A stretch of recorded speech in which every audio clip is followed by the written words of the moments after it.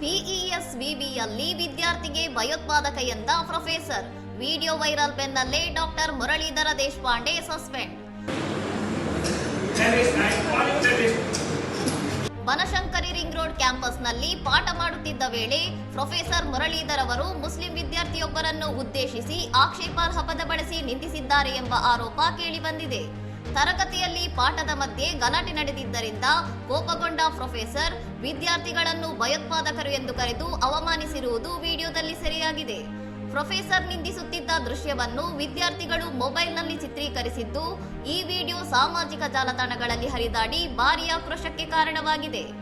ಈ ಘಟನೆಯನ್ನು ಗಂಭೀರವಾಗಿ ಪರಿಗಣಿಸಿದ ಎನ್ಎಸ್ಯುಐ ಸಂಘಟನೆಯು ಪ್ರೊಫೆಸರ್ ವಿರುದ್ಧ ದೂರು ದಾಖಲಿಸಿ ಕಠಿಣ ಕ್ರಮಕ್ಕೆ ಒತ್ತಾಯಿಸಿದೆ.